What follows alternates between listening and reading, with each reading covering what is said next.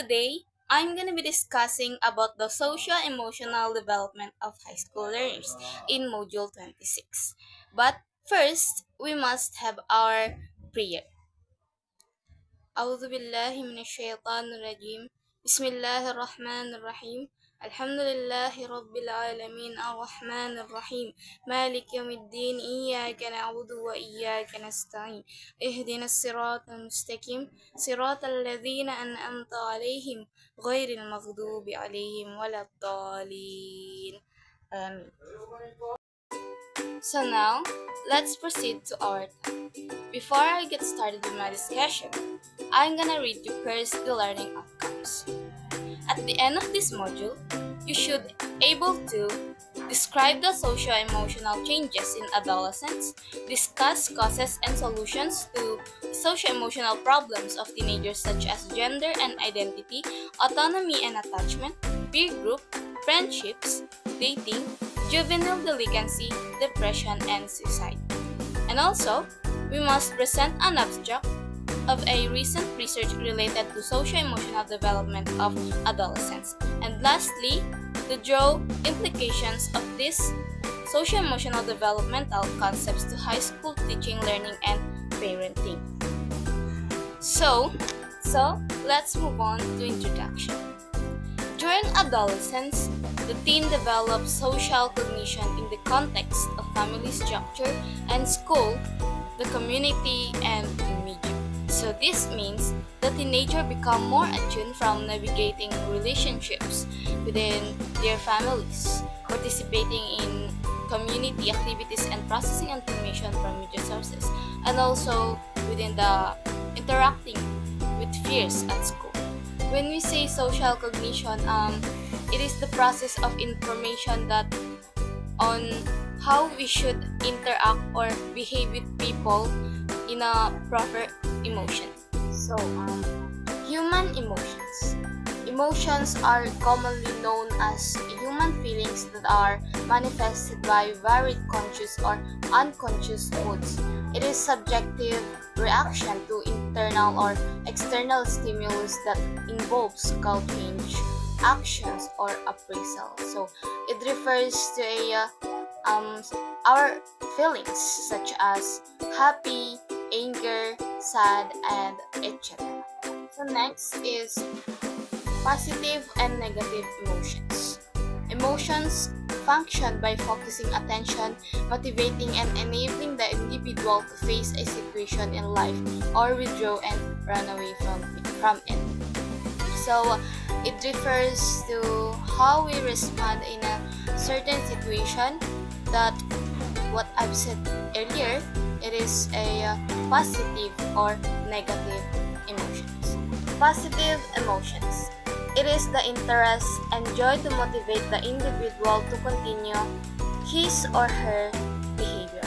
So when we say positive emotions, there is some of us looking for a righter decisions or act rather than panicking or worrying on thinking some of negative thoughts.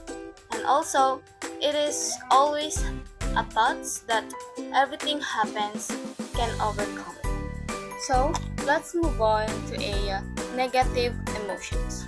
It may cause withdrawal from what may be perceived as bad or dangerous. So, one example of this is what we call the suicidal thoughts. Because I believe na whatever we feel, it is connected in our minds, which the result to a negative. Like nowadays, some of us, due to the emotions that we panic or worried about a certain problem that we can't control, so there is a possible action of suicide to feel free from it. Social emotions start to emerge as early as the toddler years, 15 to 24 months, comprised by such feelings as embarrassment, shame, guilt, and pride.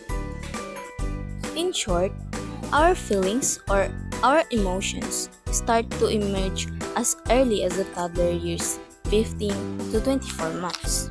Girls are more skilled in regulating emotions, but they are more likely than boys to be anxious and twice as likely to be depressed. So, meaning girls can handle their feelings and emotions rather than boys, but twice as likely to be depressed when girls are feeling to be depressed or anxiety hits. Adolescents especially feel stress, usually from relationships with parents, friends, sweethearts, also from pressure of schoolwork. Adolescents are seen to tend to emotions from social evaluations such as feeling embarrassed when being looked at, also only fairly happy most of the time. Adolescents will feel mixed emotions. We're so-called puppy love. Adolescents are happy, but when they recognize someone looking at them, they are feeling anxious. They are feeling ashamed from them. The adolescent and social media. On the present day profusion of media, the adolescent has easy access to the culture of various media and social media, inclusive of computers, cell phones, video games, music iPods, FM radio, and capable television. Face-to-face communication is replaced. Social skills are impaired, sometimes leading to unsafe interaction with those who use social media to exploit others financially or sexually. Like nowadays, using social media has a different perspective of users. One example of this, you thought or you feel for that person using social media are extrovert, but in personality, they're not. In short, they are introvert. So that's using social media are the way to show their feelings or emotions. Also, using social media in proper way could lead to scam because nowadays has a lot of scam. Lastly, the implication to adolescent care education and parenting. Emotional skills influence the adolescent learner's success in classwork. So, emotion is a very big impact to influence towards the adolescents because it could lead them to a successful schoolwork.